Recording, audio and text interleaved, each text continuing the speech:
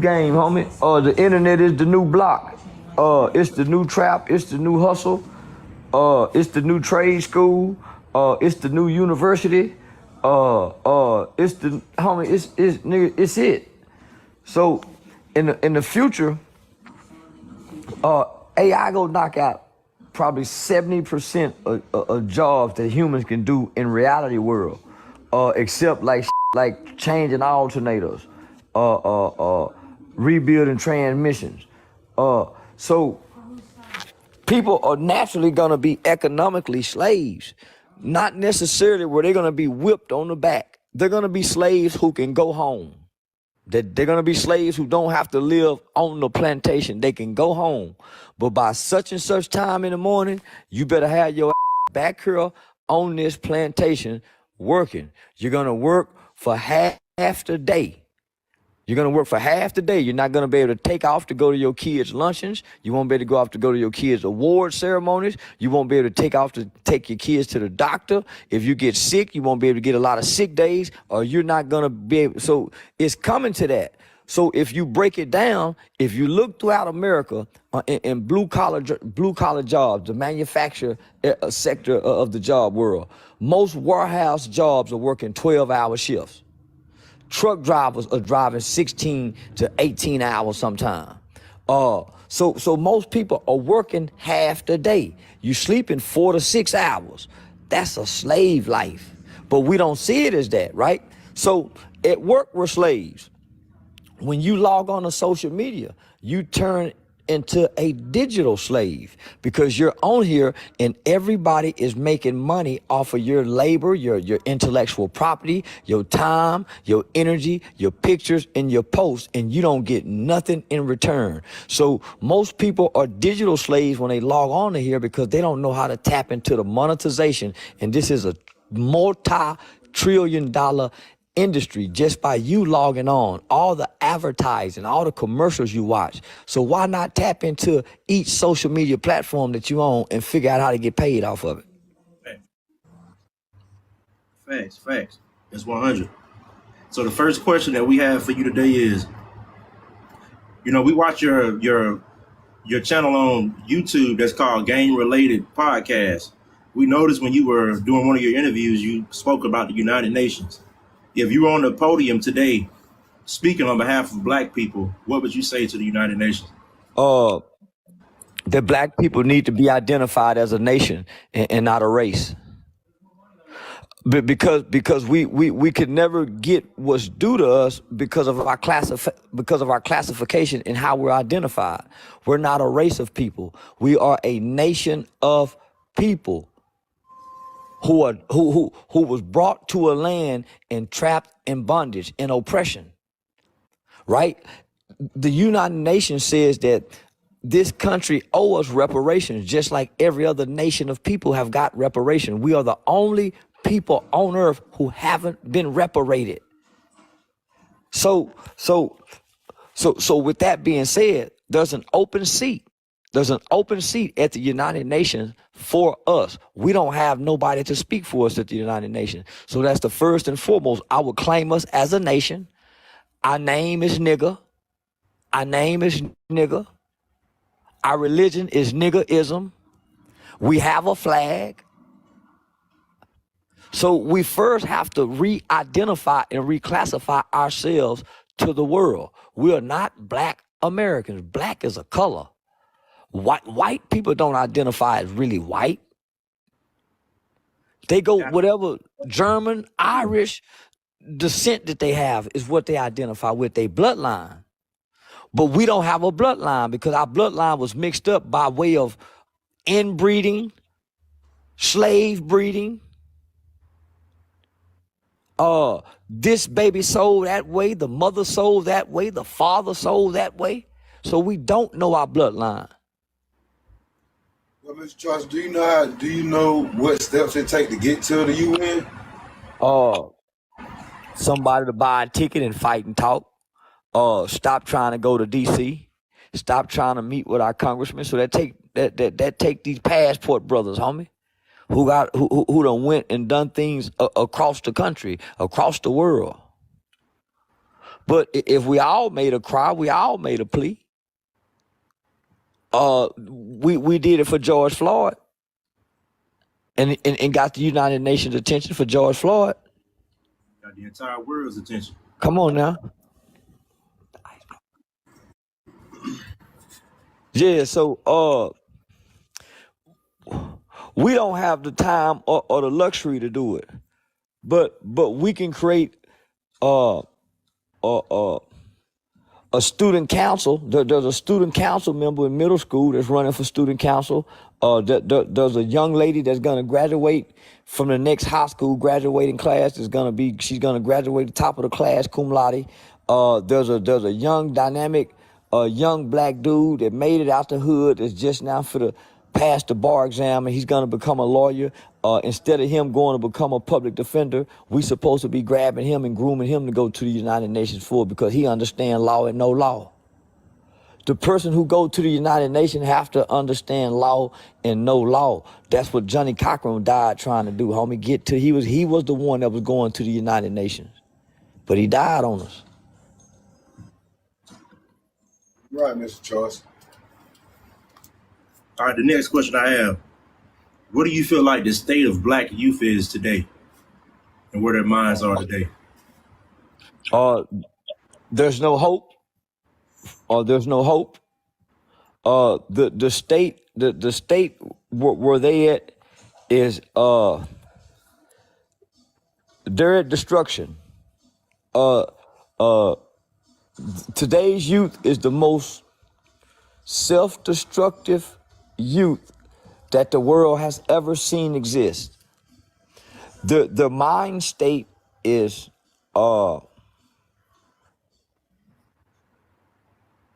it's natural to rebel as children, as young people. It's natural to have some form of resentment toward authorities and adults during your adolescent stage. But this group of children in this era, they're not getting to make it out their adolescent stage because they're hateful children. I'm a fan just like you is a Tupac, Mr. Charleston, right? I'm a fan. I came up in the 80s just like you have. I'm a fan of Pac. When I listen to Pac, it's like he's talking about this generation of kids. He I was. got out of that when I listened to him. He was. About this generation of kids. He wasn't talking about us. What I see now, I see Mr. Charleston. I don't see any black pride, and that's scary. Well, Pride. you can't have black pride if you ain't got black love. You can't have black love if you don't have self-love. You can't have self-love if you ain't get mother love, father love, grandma. You got to get some love, some form of affection. But in our race, I'm looking at our race, and I go state to state just like you. And I see our race is the state they in, the kids, the state of mind these kids are in, man. I don't think we'll make it to 2050. My generation and your generation, it's something wrong with this generation of humans because they're scared. It's like the Willie Lynch syndrome is sitting in them. It's like they're scared of the youth. And I'm one of the ones who ain't scared of the youth. Me and you almost the same person, but in different bodies. That's because we don't live in the home with them. The people in the home scared of them. That's why everybody else scared of them. And I witnessed that, and I see as I go, Mr. Charleston, I'm like, I'm looking at the homes, and I'm looking at the parenting. I'm like, ain't no discipline in these homes. And then when I come out in society, being that I'm an 80s baby, you know what I'm saying? I came up under love and all that, and giving back and giving that and respect. Yes, sir. No, sir. When you see an adult talking, you don't talk. You don't talk back to an adult. You let the adult handle the situation. What I'm seeing self-discretion like you see, and I listen to these Tupac songs as regular. I'm seeing the self-discretion. I don't see no growth in it. And the parents ain't trying to see it. It's like everybody's caught up in this social media life. And it's just our people. Because I go around to different states. It's the Mexicans working, their kids working. I have all my friends are from international from overseas and all that. All of them are working people, working families. I got Mexican friends, Jamaican friends, Haitian friends, and all their families together. And I only see this happening to the Black Americans. That's the only people I see this happening to. So what I'm saying is, I see it's like that M Ultra. It's like it just pinned it on us. I ain't trying to say it's a race thing, but what I'm saying is, it's something wrong with us as a whole people. Uh, It's something's going The on, music is it's affecting and all the households. this music is not affecting these other kids. I'm going to these households where these other uh, kids and other races are. Their kids are not acting like our kids. I think this problem came from when we was young. I heard kids used to say this, man, when I grow up, I'm not gonna raise my kids like that. But then I used to go to church, and they used to always say, spare the rod, spare the kid. And now I get it. And we're in a predicament right now where the kids have no God. Nobody's teaching about God. No one wants to go to the church. Everything's corrupt. brother, did you come to preach or you gonna let me talk too? Oh, I'm sorry, sir. Uh, fam, you left out the crack era because no other race was giving crack like us. You left out the civil rights generation when they came in and put the welfare down. They didn't do that to nobody else. You left out the fact, nigga, that we come from slavery, so we always play behind the 8 ball with everything against us when we step out the house, whether that's going from public schools to daycare. Homie, that's intentionally done against us. That's why it's only us. No other race get to talk about killing their people but us, homie. So some of these things are intentionally done to us to keep us like this. We didn't know nothing about crack, homie. Our government brought crack to our doorsteps and gave them to our mothers. Think about that, my nigga. But we didn't know that till now. Till Freeway Ricky Ross came out and they giving us Snowfall. They did that to us, my nigga. That changed the trajectory of who black people were. The crack element. Because that took our grandmothers from us. Our grandmothers started sleeping with our friends. Our mothers, all kind of stuff started happening after that to black people that had never happened before. And then after that, guess what? The kids who was born to those mothers, they came along with a new form of biological chemical warfare called ADHD, putting the kids on the psychotropic drugs while their mothers was on drugs. They did that to us, homie. If we go be real. So these are the crack babies. These are the kids that they gave Xanax to, Prozac to, Adderall to when they was talking ADHD, when they should have been talking school suspension and ass whoopings, when they took mama and them hands off our ass, my nigga. We ain't just went bad. We was done bad. We ain't just went bad, my nigga. We are not aggressive, violent people. Our brains and our nature are not even wired like that. That's why in the movie Django, they showed you the difference between a white man's skull and a black man's skull. Nigga, we not violent. We took on their nature. This is their nature. We mimicking something that we're not. We're going against our nature, homie. They are programming us. That's why it's a such thing as radio programming, television programming, and news programming. We are being programmed, my nigga. We're not being raised. They won't allow our single mothers to raise us because she got to work. They won't allow the daddy to come back in the home because it's too beneficial for baby mama to keep him out. Those are barriers and that's placed in the way because of our race. Only because of our race. So, since we know this in this information age, we got to stop looking at us and start looking at the babies and come with a strategic plan to go indoctrinate third graders, just like the gay community target kids, just like the prison system target kids. We got to start marketing and intentionally targeting third grade children, not teenagers, third graders, first graders, second graders, and indoctrinate them into what we want them to believe, just like the school system do. You fight fire with fire. Yes, sir.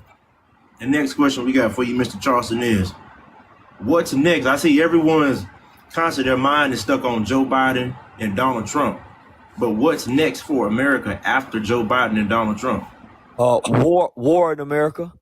It's inevitable that at some point in our lifetime that bombs will be dropped in America, just like every other country have had bombs, have had war in their country. Just like what we're seeing in Ukraine and Russia, it will be here. But the only difference is the people to do us like that is already here and planted. They was here. They've been here since the 80s. Every country has, America has been invaded a long time ago. The world know you can't beat America from attacking them from the outside, coming attacking them. You can't beat them. So they've been sending people over here to learn us. America has 99 different tongues in it. They brought their cultures. They brought their people. They got sleeper cells here. They got sleeper cells here.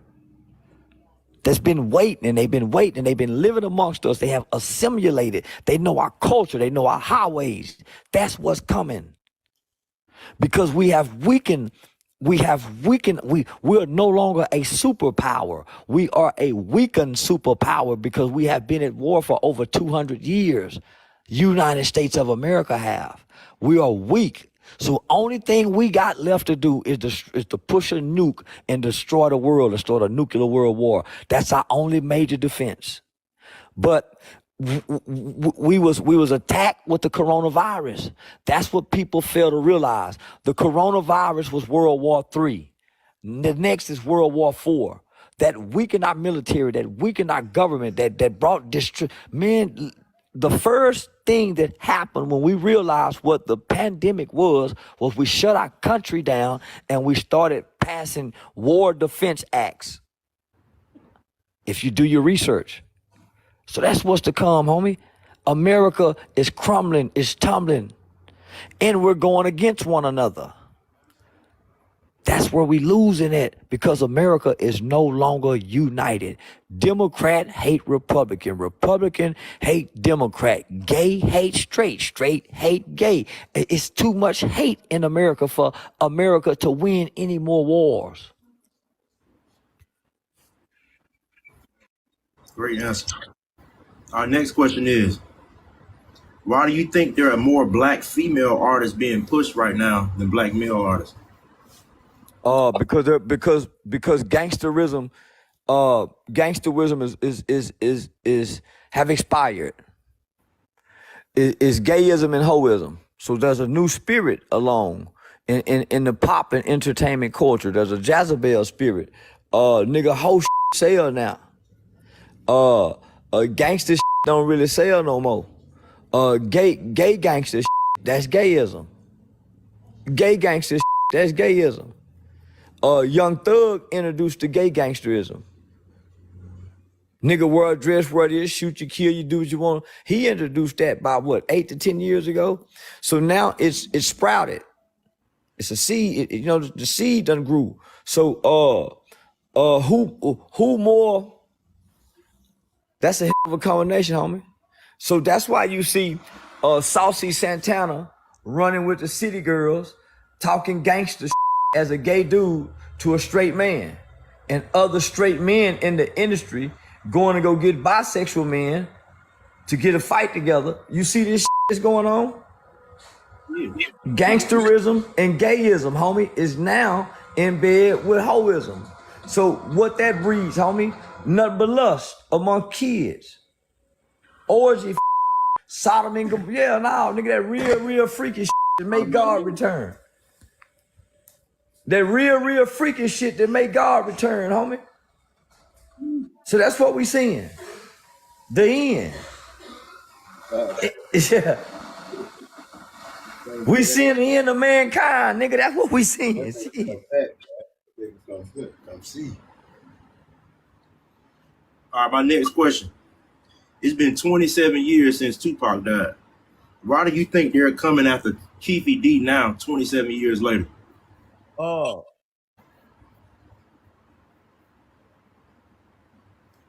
This all this information have been known. So nothing new has occurred.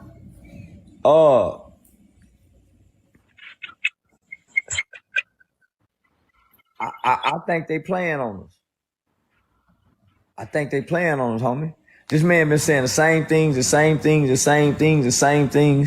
And they've been having this, the same detectives been doing documentaries, repeating the same things. So I think it's bigger than what we're seeing. And I think they're using this as a distraction for whatever reason. Yeah. I think we being distracted, homie, with the Tupac shit. And I'm saying, so what? His mama dead. So what? They feel, man, it shouldn't mean nothing to us at this point. His mama gone. And they already been knowing who did it, my nigga. Homie, it ain't nothing they can't solve. It ain't nothing that they can't solve, my nigga. So they already been knowing who did this. 27 years later now, it's just some white people now. Nigga, they finna retire with a big name. They get to go out and retire, tell the Tupac story. The detectives who've been working on the case, they get to close the case. They go end up being promoted to a lieutenant and a captain and a one-day chief of Las Vegas Police Department because their name is going to be attached to the Tupac murder. They're going to get to come out and tell a whole nother movie after the murder trial is over with. So it's for to make careers and generate revenue for the entertainment industry and the Hollywood powers to be. Exactly what I was thinking. It was going to generate them some new income, some new movies, some new documentaries, some new hip-hop movies to make. This ain't got nothing to do with justice and solving no murder because they already knew. And they know who killed Biggie.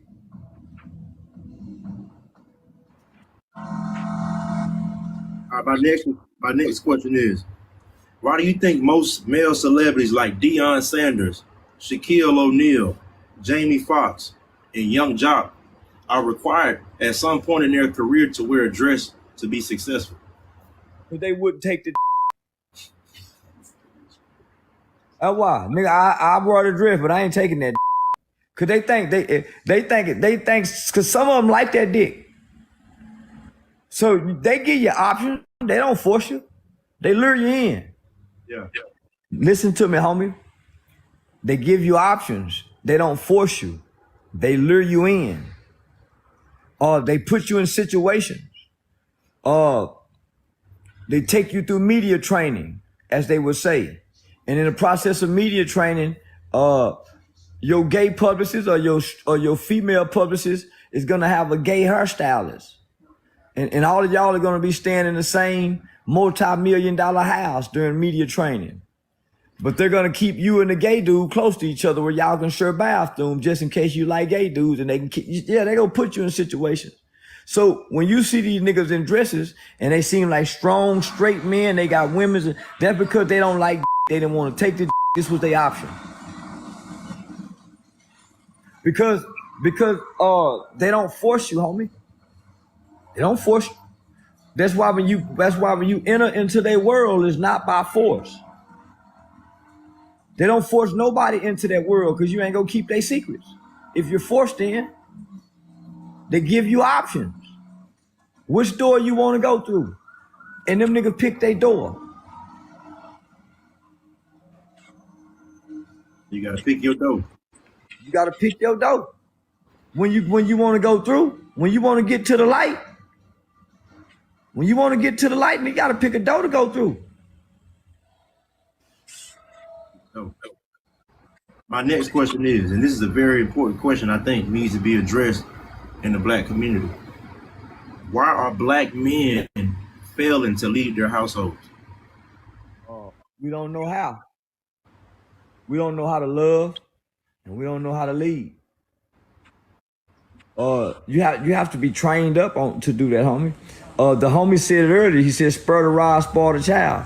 But it also gave some instructions to the parent, not just to whoop your ass. Nigga, it says train up a child in the way. Training, not raise. There's a difference between raising and training.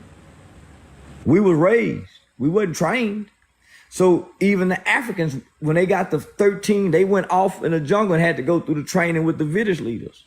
White kids go to Boy Scout, get some kind of boy training. Nigga go to football, get some type of training on how to lead, whether you get to flip the coin. So military training. All men get training. What training we got, nigga? Other than mama whooping and correcting. And in the process of mama whooping and correcting, who you watching love mama? So, so when you get with this little girl, the little girl done been raised to be strong, nigga, to be independent from you. Cause they done already told her when she leave this house, don't you rely on now, mother. So she done already been raised to be independent from you. So how she's been raised to not to trust you and go against you, nigga. You ain't been trained to show her. So how she go listen to you? You ain't been trained to show her. So it becomes about what y'all feel. That's why she can't trust you to lead, because it's about what y'all feel. You ain't got no training.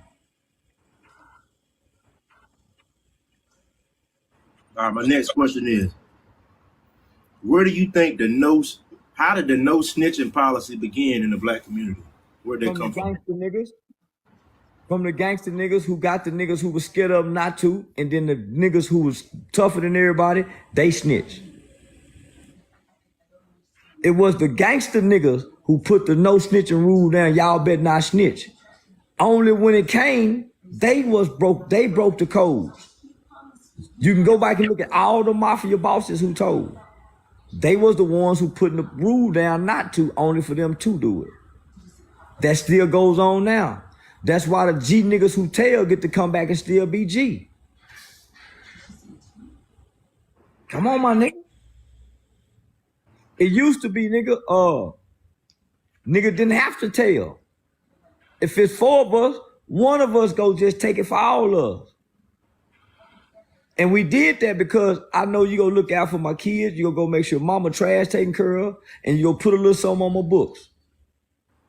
Yeah, you might fuck my woman, but nigga, you gonna do this for me. Them rules and codes of ethics don't exist no more.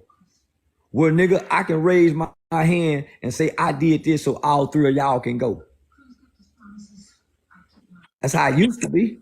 But the niggas came along, homie, and it's always the nigga at the top who broke the rule.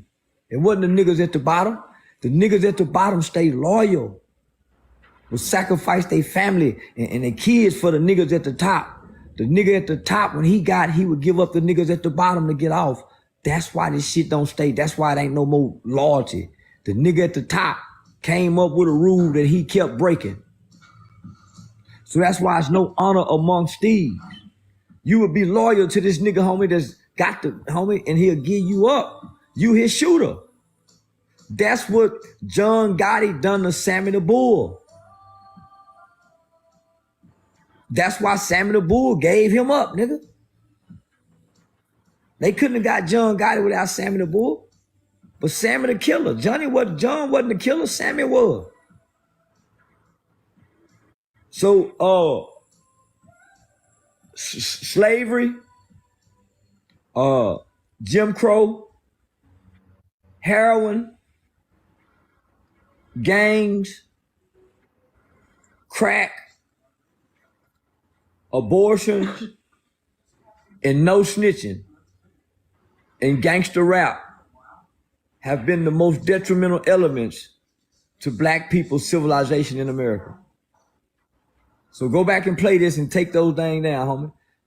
The no snitching is in there with crack, Jim Crow, slavery, abortion. Yeah.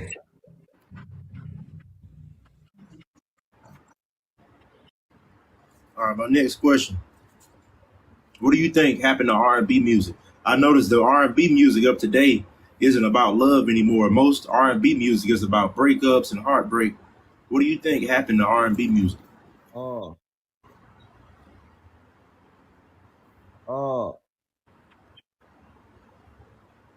Look, I don't hear any more love in the music.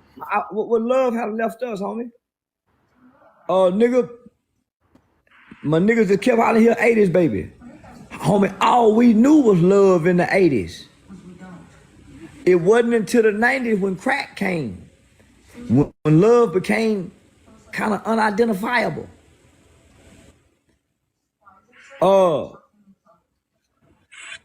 crack did something to the hearts of our people. It rewired our hearts and our minds. Homie, all we knew was love in the 80s, nigga. Nigga, we was in the 6th and 7th grade singing love songs. Nigga, the 90s had great love music. That was the product of the 80s, right? So the product of the 90s is, it went to more sexual in the 2000s. It became about sex. Now it evolved into angry fucking. It's angry fucking now in R&B music.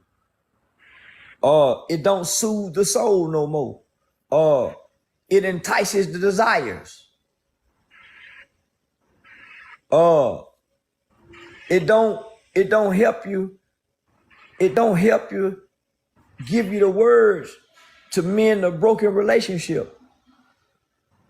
It don't give you the tune and the sound to help mend a broken heart. It don't help you figure it out no more. Nigga, the love song used to help you figure it out. Where, nigga, you used to could take a love song and take some of the words and turn them into a sentence in a conversation and talk to your woman and it sound like you saying it. You can't do that no more. If you do that now, y'all gonna end up just. So if you look at the R&B, on top of what we see in rap, what we seeing with homosexuality being propagated and promoted to children, and not being discreet about it, it's more like a lust spirit that America is being bred to have, where everybody just gonna be having in the future, just like Sodom and Gomorrah, and what's that's gonna end up happening. The older perversion people is gonna go back to like the 1920s when a 30-year-old man wanna have a 15-year-old wife. That used to be legal in America. Go back and watch Color Purple. Motherfucker brain, because we're going back to being poor again. This country is not being born rich again. So imagine the rich man, because we worship and idolize rich people. Imagine a rich man showing up in the ghetto. He want the poor woman's 16-year-old daughter. He give her $100,000. R. Kelly did it. Good for you. Come on now. But imagine when the conditions get worsened, because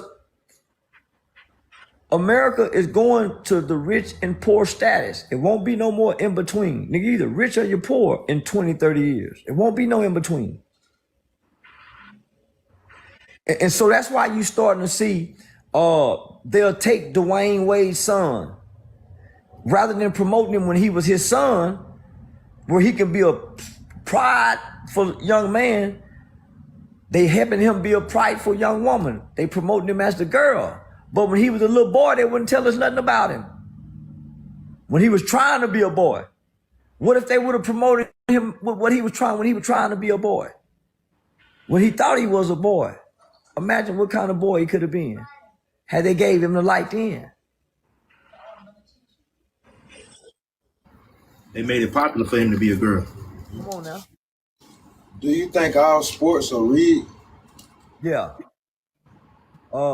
Because the gambling that goes behind sports and in the underground world supersedes what the players make. Vegas got their hand in everything, my nigga. We saw that with that fight, and I didn't even watch the fight, but just the aftermath of that fight. Homie, yeah, made you go watch the fight and see. So, I gambled for a while with the parlays, and I also took a quantitative statistics class to figure out how stats are created. Homie, they cold when they tell you it's a 3-point spread. It's a 1-point spread. And that game end up coming down to that. How can they figure that out? So I just watched the game last night. They gave who was that team who missed that field goal at the end last night? They gave them a 2.5 point spread. They scored a touchdown, and all of a sudden, instead of them kicking an extra point with time expired to be able to win by 3 points, they get a unnecessary what it was called unsportsmanlike conduct penalty, and they missed the field goal, missed the point afterwards, and they didn't cover the 2.5 point spread and lose by 2. That's crazy. Come on. Let me just say this. That world, that underground world, is so powerful. It got John F. Kennedy to become president. Nigga, those people helped his daddy help him become president. When Donald Trump got ready to run, those people, nigga, do what they do and shake what they shake to make things happen. They control it. They control it, homie. They bet on everything, my nigga. That world bet on everything. And you don't know the faces of the players. That's how you know it's so powerful. Hey, who you think gonna win the election? Let's go around. You think Trump gonna pull it off?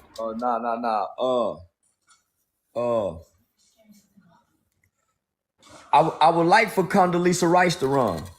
Condoleezza Rice is the best and purest thing we got left right now.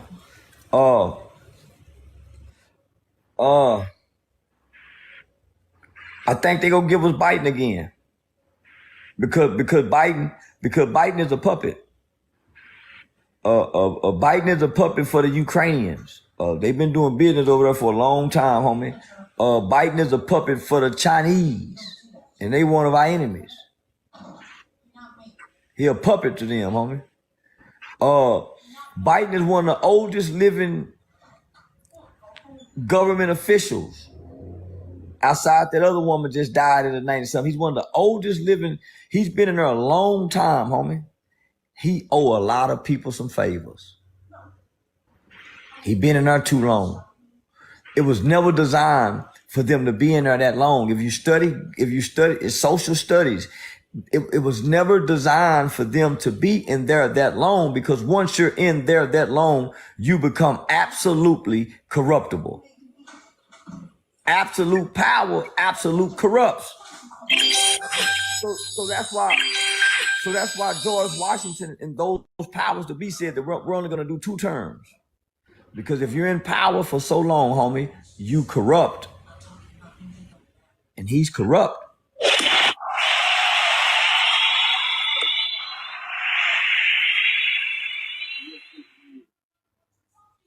Why do you think they're coming so hard after Donald Trump? I see they've never came this hard for an American president before to try to arrest him. Why do you think they're coming so hard after Donald Trump? More government officials was identified, arrested and charged for child trafficking under his presidency. He's a businessman. He's the first businessman to sit at the president White House and run America like a corporation, as it should have been, instead of trying to run it as a country. When you run it as a country, you see what's happening. America became a corporation in the 60s, I believe. Probably earlier than that. But this is a corporation. That's why you never hear them speak about the American citizen. You don't even hear that term anymore. The American citizen. You don't hear people say citizens' rights. Because once we became a corporation, this is not about racism. This is not about socialism. This is not about classism. This is driven by capitalism. This is a capitalist country now.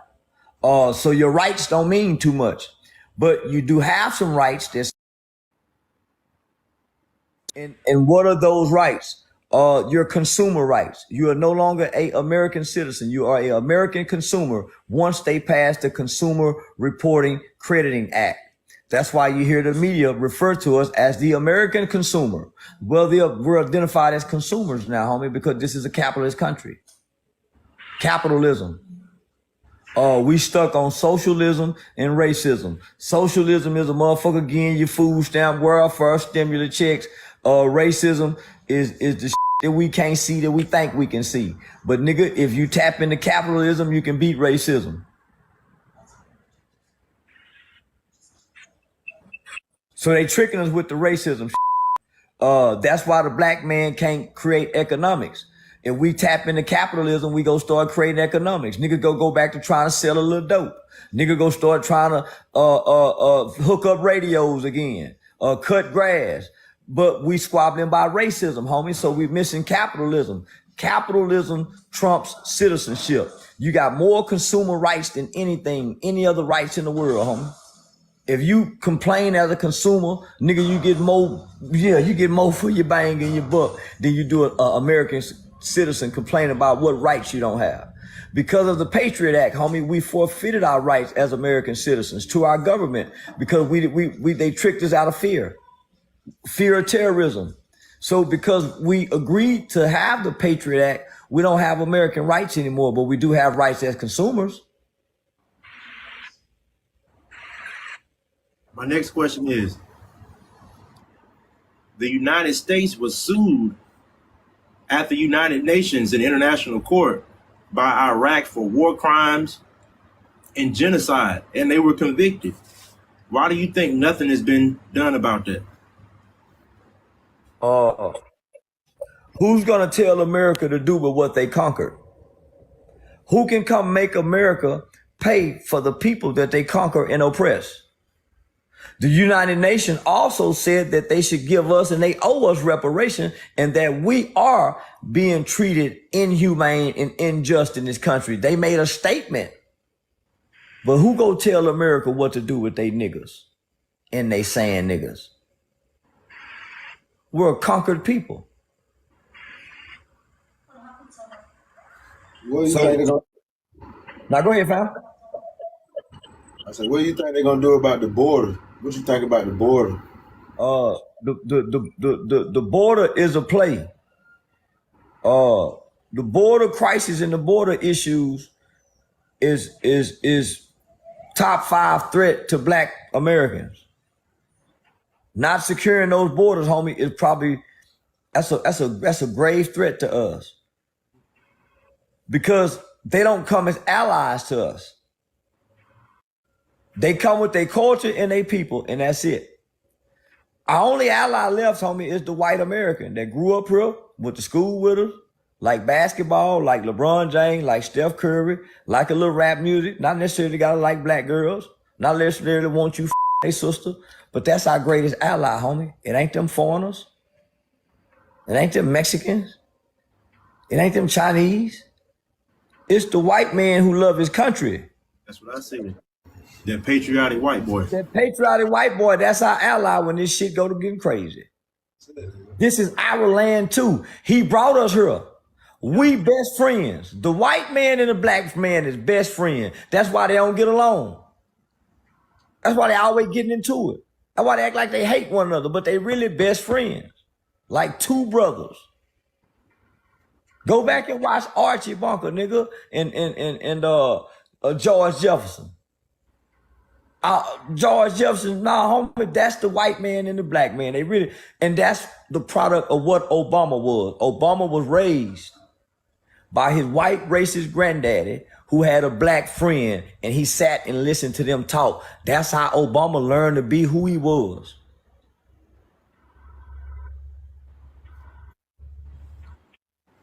My next question is, what I've noticed in a lot of black families, once the grandmother passed away, once your older aunties and older aunt and uncles pass away, you rarely see black families get together anymore. I don't see any black family reunions.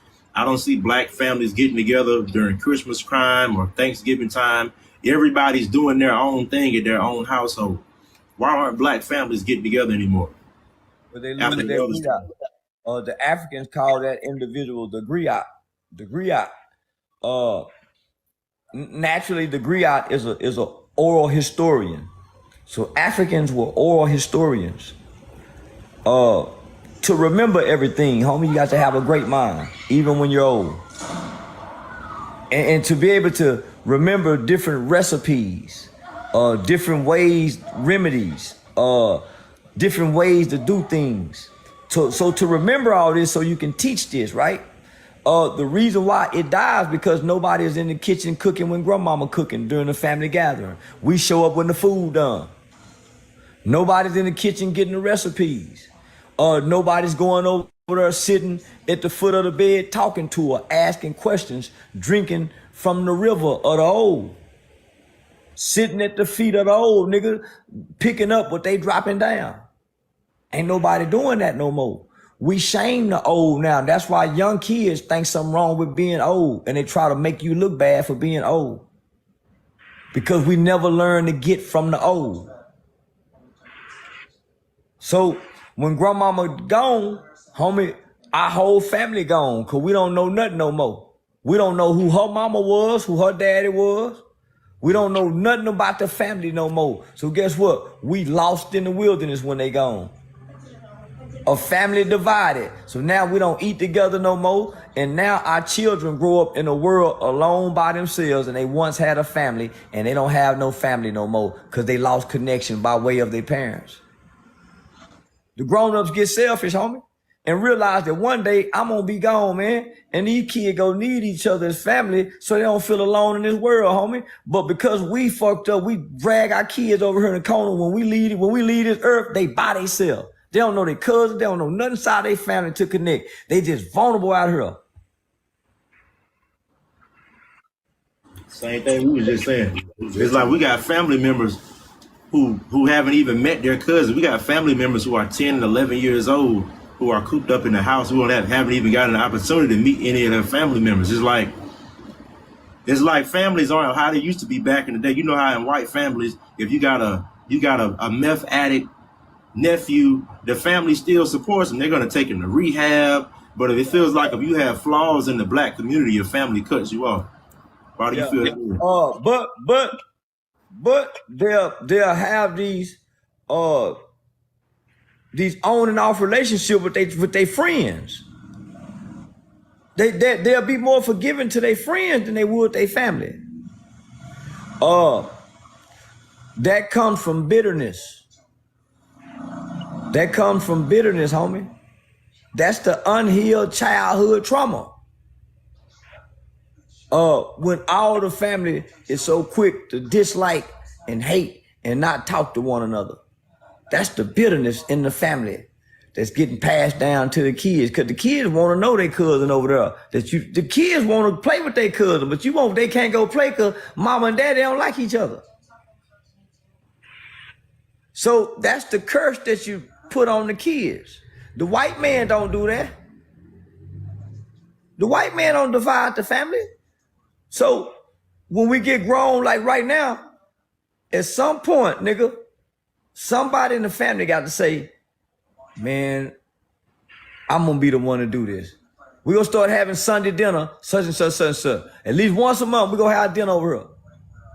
Somebody got to start making that sacrifice. Homie, I watched my mama put the family back together doing that. And right now today, nigga, every Sunday we got to be at mama house, nigga. Grandmama go be over there. And the ones that don't like each other don't speak to each other. But them kids go in their backyard and play, get on the trampoline and all that together. They don't know this is going on with the grown. They miss their cousin. These kids don't even get to meet their cousins because of beef that the cousins and the aunties and the mama that had from 10, 20, 30 years ago. What you got next, man? Yeah, I can't. Where this podcast go be at, my nigga? I like this podcast. Y'all got some straight up legitimate questions too, man. I like this. Yeah, for sure. For say we've been taking notes. I'm telling you, everything that you say, we're not some of those people who just listening. I'm applying everything. I have a Schedule C nonprofit. I started my channel. Everything, every step, all the game that you gave, I'm the one of those people. I'm game related. I applied everything. My TikTok channel is monetized. I got products I'm selling on TikTok. Soaps, shea butters. You got a nonprofit organization? Yes, sir. It's called Young for Youth. Yes, sir. I have my own nonprofit organization. I'm reaching out to the young youth in any way possible that we can help. I'm trying to get them from ages from 5 to 15. Perfect number. Perfect number. Nigga, that's a perfect number. From 5 to 15. Another thing I wanted to ask you. I was listening to the radio a couple of weeks ago, and there was a study that came. I don't know if it was from the National Child Society, but they had a study that said children who are introduced to a tablet or an iPad before the ages of 3 years old have learning deficiencies. How do you feel about that? But because it dumbs down the brain. It reduces your ability to critically think. So when you give a kid that shit, homie, the kid is soaking up.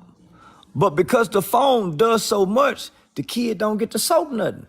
We had Legos to tap into that side of our brain. We had crossword puzzles to develop that part of our brain. They don't have that. They're just watching videos, cartoons, another kid. So nothing's developing and igniting the brain. So, man, it's like the little be retarded. Yeah. Be like I don't say it like that, man. Yeah, because for one, homie, the engagement of humans is the critical part of brain development, homie. Being able to play with other kids, going outside, getting nature. When you get that motherfucker that phone at 1 year old, homie, nature don't exist to him no more. Going outside is not thrilling and appealing. And it's almost like it's a drug. They become addicted to the thrills that phone create. So what that phone does is all it does is taps into the dopamine side of the brain. It's like having like this little dopamine that just kicks off like, so man, they be retarded. Yeah, I can see it.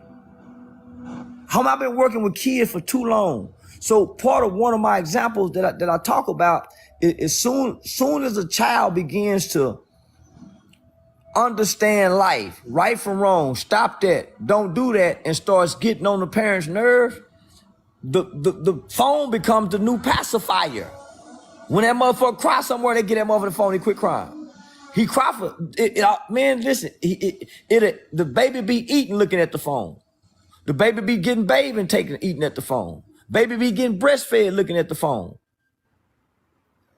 You know, when I was little, when I was like in the 80s, when I was little, my grandma raising up. When she know we were comprehending, she'll make up hit something in the track and she'll be like, take that to the track can. What? You can do that, you can comprehend the sheep, and it's over with from now. You finna get sprung. Yeah. If you can say boo boo, pee pee, you can learn how to go pee. That's right. If you come tell me that you in this pamper, you got good, this is your you learning. You can be directed and instructed now. But you handicap them when you continue to let them pee. Yeah. That's where Kotlin come in at. Oh, that's why it's important to give them Legos or crossword puzzles, shit they got to figure out. It's important to tell them, go in there and find it. Mama, I can't find it. Tell them where it's at and let them find it. You don't go get it. Let them get frustrated trying to find it. That's what I do with my son. My son my just grandma turned used to 5 do months. us like that. Yep. Yeah, let them get frustrated trying to find it. Then after a while, you come, let me show you where it's at. This is where then you walk them through the instructions. After you see they just can't find it, but make them exhaust their brain at first. Exactly. That frustration is going to make them try to come up with different mechanisms and different ways to try to figure it out. Versus you just crippling them and doing it for them. Yeah. What do you think about when they say lightning hit Hawaii? Did you think that was lightning? With the wildfire. No, that's the game they put down when the California burn up every year. That's about land control, seizing land and taking land. I know I haven't seen not one interview from a resident who was in Hawaii. I haven't seen not one interview or That's anything from about any president who displaced. That's about seizing land, taking land, acquiring land, and rebuilding land for development. Those are development phases that they go through to force people to buy land and all type of things. Can y'all hear me? Yeah, I hear you perfect. You perfect. Yeah, we hear you. But now, homie, everything that the media shows us now should be questioned severely and entirely.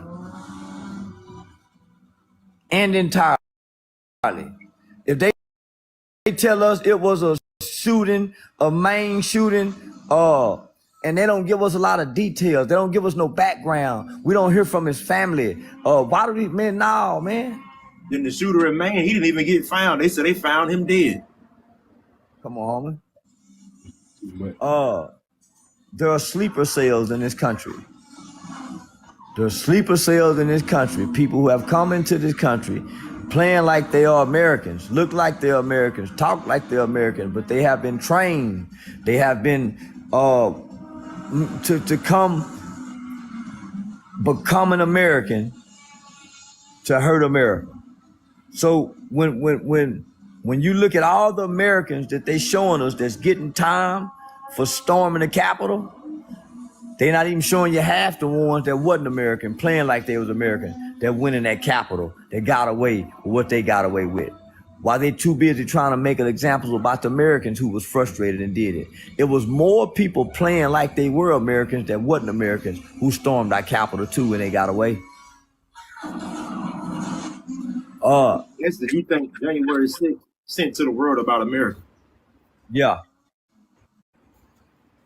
Say that again? I said, what message do you think January 6th sent to the world about America? That America is no longer strong anymore. That America is no longer strong anymore. And it's more to come. It's more to come, because that was one portion of a frustrated part of America. That was just one portion of one part of a frustrated group of America. So imagine, I just wanted to pause to let people think about that before I say this. Imagine when those two groups unite, like Fred Hampton was trying to get them to do with the Black Panther Party. I was just finna say that. With the Rainbow Coalition. I was just There you go. When Fred Hampton was trying to get that, what's gonna happen when America decides to do that? Those same two groups that seem to hate one another, that have totally separate ideologies but share the same frustrations and unite under one cause. That's why so many police shooters to keep us divided. There you go. There you go. That's why it's different.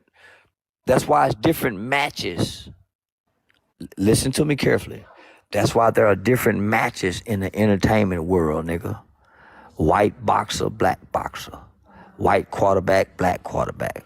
White coach, black coach. That's why it's different races, cards and games that's being played and propagated to keep us divided, because race only matters amongst us. It don't matter outside the United States because it don't exist. It's nation against nation. Thanks. Facts. Big facts. Well, Mr. Charleston White, I don't know if we hit our 30 minutes yet, but I know we have touched on a lot. I really appreciate you, man, for coming out for this interview. 22,000 likes, my guy. We got 22,000 likes. I'm looking at, my guy. So yeah. I really appreciate that. These are a lot of things that needed to be addressed in our community among